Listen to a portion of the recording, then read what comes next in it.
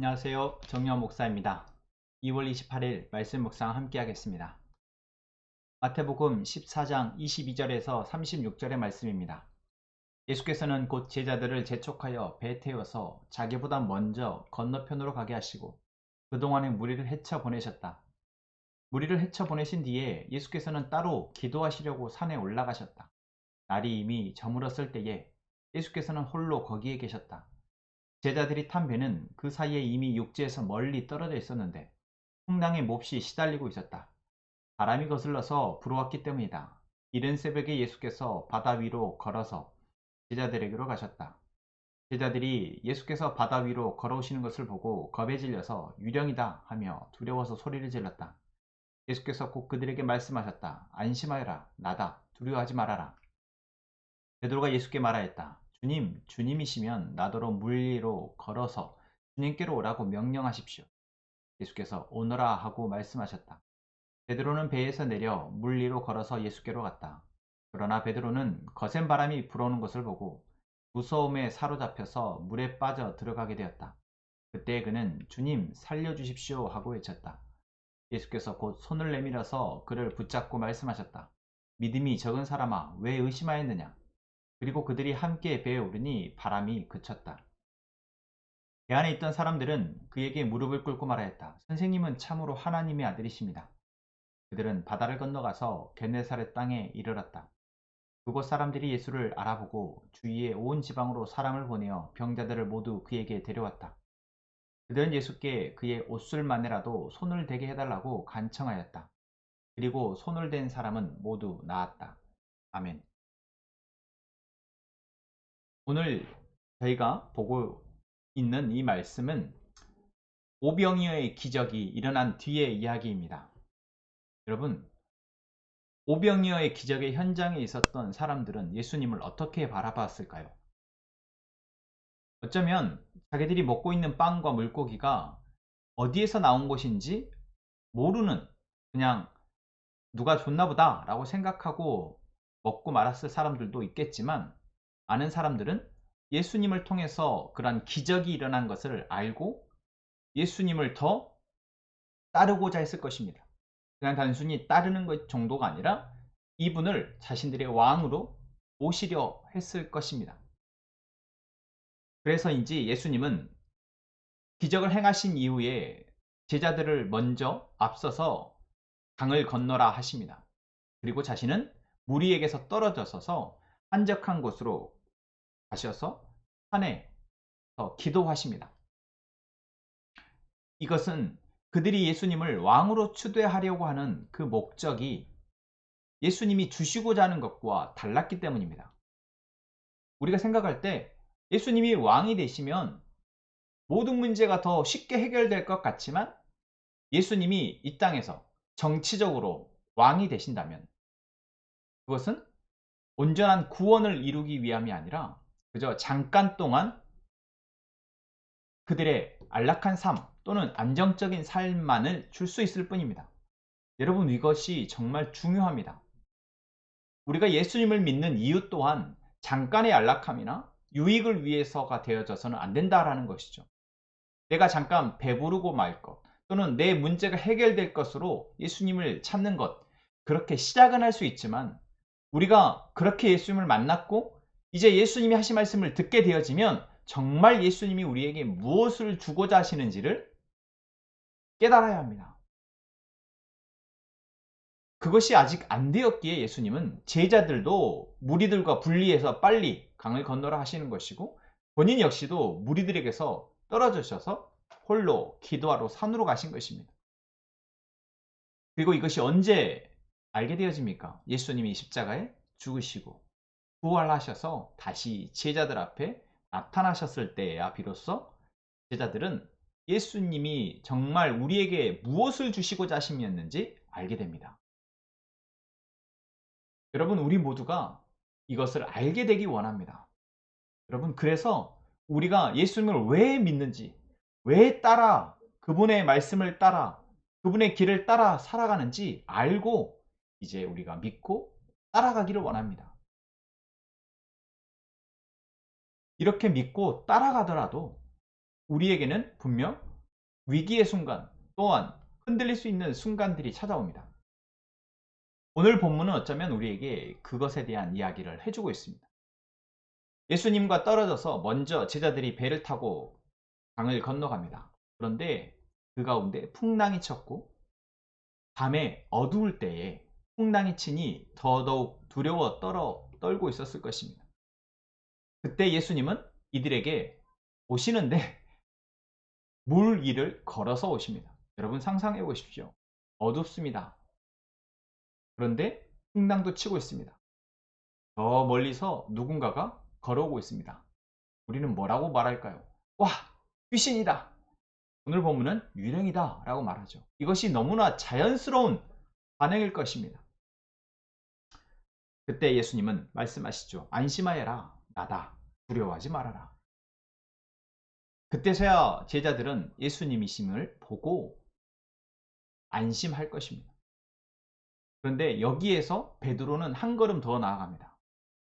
베드로는 예수님이신 것을 보고 예수님에게 요청합니다. 주님이시면 나더러 물리를 걸어서 주님께로 오라고 명령하십시오 라고 말이죠. 베드로의 이러한 질문, 어떤 요청은 왜일까요? 그 상황 가운데 베드로는 자기가 이 무리 가운데 그래도 가장 예수님과 가까이에 있고 또 예수님을 가장 먼저 따르고 예수님보다 가장 신임받는 제자라고 생각했던 것 같습니다. 그것은 그 뒤에 부분에서도 나오죠. 그래서 이제 예수님에게 베드로는 이 제자들보다도 한 걸음 더 나아가서 자기도 물리를 걷게 해달라고 요청하는 것입니다. 그런 요청에 예수님은 응해 주십니다. 그래, 와라. 그리고 놀랍게도 베드로 역시 물리를 걸어서 예수님께로 갑니다. 여러분, 이것이 무엇을 우리에게 말해주고 있습니까? 우리가 예수님을 믿고 따른다면 우리가 할 수 없는 일을, 아니 이 세상 가운데에서 일어날 수 없는 일들이 우리 안에서 일어날 수 있다는 것입니다. 여러분, 믿어지십니까? 아니, 사실 우리에게는 이러한 일이 필요하지 않습니다. 여러분, 물리를 걷고 싶으신가요? 정말 이 세상이 사람들이 대부분 다 이해할 수 없는 기적이 우리에게서 막 나타났으면 좋겠습니까? 여러분의 손으로 기도를 하면 병자가 고쳐지고요. 여러분들이 하늘을 날아서 어디를 이동할 수 있었으면 좋겠습니까? 정말요? 동화 속에서나 나올 법한 그러한 일들이 여러분들에게 또는 여러분의 능력이 된다면 여러분, 그것이 정말 좋을까요? 정말 그렇습니까? 정말 우리에게 필요한 것이 그것이냐라는 것이죠. 그런데도 예수님은 베드로의 이 요청에 응답하십니다. 그리고 베드로는 정말로 그 능력을 부여받아서 물 위를 걸어서 예수님께로 나아가게 됩니다. 그런데 물 위를 걸어서 예수님께로 나아가던 베드로가 오늘 본문에 뭐라고 얘기하고 있습니까? 거센 바람이 불어오는 것을 보게 되었습니다. 아직 바람은 세차게 불어서 배가 출렁출렁 했을 겁니다. 그 바람을 뚫고 베드로가 걸어가고 있었습니다. 그런데 한 걸음 두 걸음 내딛던 베드로가 여전히 바람이 자기의 피부를 스치고 가는 것, 자기의 옷자락이 바람에 펄럭이는 것을 느끼고 보게 되었습니다. 오감으로 자기가 지금 무엇을 하고 있는지를 보게 된 것입니다. 그리고 어떻게 됩니까? 무서움에 사로잡힌 베드로는 어떻게 됩니까? 물에 빠져 들어가게 됩니다. 여러분, 이것이 바로 우리가 예수님을 믿고 예수님을 따라갈 때 우리에게도 일어날 수 있는 흔들림의 모습입니다. 무엇 때문에 흔들리게 되죠? 우리 눈에 보이고 우리의 귀에 들리고 우리의 오감으로 느껴지는 상황 때문에 그렇습니다. 그것이 우리로 하여금 예수님을 믿고 따라가는 것을 흔들리게 합니다. 잠깐 멈추게 하고요. 오늘 베드로처럼 무서움에 사로잡혀서 염려와 근심과 두려움에 사로잡혀서 그 상황에 빠져들어가게 만든다라는 것이죠. 분명히 우리에게는 믿음이 있었습니다. 예수님이 행하신 기적도 봤고요. 지금 예수님이 나에게 말씀하신 것을 따라서 내가 순종하여 놀라운 일을 행하고 있는데도 불구하고 흔들릴 수 있다라는 것이죠. 여러분, 이것이 우리가 겸손해야 하는 이유입니다. 우리가 방심하거나 자만해서는 안 되는 이유입니다. 내가 무언가가 잘 되어지고 있다고, 지금 내가 말씀을 통해서 내 삶이 잘 사라지고 있다고 안심해서는 안 된다라는 것입니다. 우리는 날마다 말씀 앞에 겸손하게 엎드리고 날마다 기도하며 오늘 내가 어떻게 주님 앞에 성실하게, 신실하게, 담대하게 살아가야 될지, 내가 무엇을 붙들고 오늘을 살아야 할지 묻고 그렇게 살아가야 하는 이유입니다. 무너질 수 있으니까요. 우리에게 지금 무엇이 보여질지 알 수 없고 우리 귀에 무엇이 들려질지 알 수 없고 그 보고 들려지는 것이, 느껴지는 것이 나를 어떻게 요동치게 만들지 알 수 없기 때문에 우리는 날마다 겸손하게 엎드려 기도하고 말씀을 구해야 하는 것입니다. 그리고 그것을 믿음으로 반응하여 나아가야 한다는 것이죠. 오늘 예수님이 물에 빠져가는 베드로에게 뭐라 말씀하십니까? 믿음이 적은 사람아, 왜 의심하였느냐? 그렇습니다. 여러분, 우리가 말씀을 붙들려 할 때 예수님 우리에게 보여주십니다. 말씀하세요. 왜 의심하고 있느냐? 왜 너의 믿음이 그토록 흔들리고 있느냐? 여러분, 베드로가 물 위를 걸었던 것은 사실입니다. 놀랍도록 하나님이 예수님을 통해서 베드로에게 그 일을 하게 하셨습니다. 그런데 보여지는 것 때문에, 들려지는 것 때문에, 느껴지는 것 때문에 자기가 행했던 그 모든 것들을 아무것도 아닌 것으로 치부해버리고 말한다라는 것이죠. 예수님이 말씀하십니다. 왜 의심하였느냐? 너가 조금 전에 행했던 그것이 그러면 아무것도 아닌 것이냐? 내가 너에게 행하도록 해준 그 능력은 아무것도 아닌 것이냐? 내가 너에게 베푼 그 기적은 사실이 아니었던 것이냐? 여러분, 정말 그렇습니까?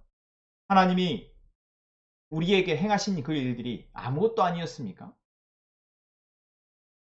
하나님이 어제 여러분의 삶을 주장하셨던 그 사실은 그냥 꿈이었던 것입니까? 그렇지 않습니다. 여러분, 이 시간 우리가 기도할 때 예수님이 우리에게 말씀하시는 음성이 들려지길 원합니다. 왜 의심하였느냐? 왜 어제 너의 삶 가운데 일하셨던 하나님의 일하심을, 하나님의 그 능력을 오늘은 잊어버렸느냐? 무엇이 너로 하여금 그것을 놓치게 만들었느냐? 그 질문에 정직하게 답을 하고 이제 믿음으로 예수님을 다시 따라가는 저희가 되기를 원합니다. 그렇게 베드로와 예수님이 배에 오르셨을 때 배에 타고 있던 그 사람들은 예수님이 하나님의 아들이심을 고백합니다. 여러분, 우리가 믿음으로 흔들리지 않고 살아갈 때 우리의 삶을 통해서 세상의 사람들은, 우리의 이웃은, 우리의 가족들은 예수님이 하나님의 아들이심을, 예수님을 통해서 온전히 우리의 삶이 구원될 수 있음을 보게 될 것입니다. 그리고 그들 역시 오늘 배에 탄 사람들처럼 고백할 수 있을 것입니다. 여러분, 조금만 더 우리가 견고하게 우리의 믿음의 삶을 살아내기를 기도하고 나아갔으면 좋겠습니다. 기도합시다. 하나님, 오늘도 우리가 말씀을 통해서 우리에게 물으시는 예수님의 그 물음에 답을 합니다. 우리가 왜 흔들리고 있었는지 다시 한번 돌아보게 하시니 감사합니다. 우리가 무엇 때문에 예수님을 따라가는 그 삶을 잠깐 멈추고 흔들리고 있었는지 보게 하시니 감사합니다. 이제는 우리가 주님을 믿고 따르는 삶을 흔들리지 않고 나아가게, 살아가게 도와주옵소서. 함께 행복한 선화목자교회의 모든 성도들이 담대하게 믿음의 삶을 살아갈 수 있도록 도와주옵소서. 또한 우리가 그리스도의 사랑으로 하나 되게 하시고 그 사랑의 열매를 맺어낼 수 있는 우리가 되게 하여 주옵소서. 예수님의 이름으로 기도합니다. 오늘 말씀을 묵상하며 다시 한번 침묵으로 기도하시고 여러분의 기도의 제목을 가지고 기도하겠습니다.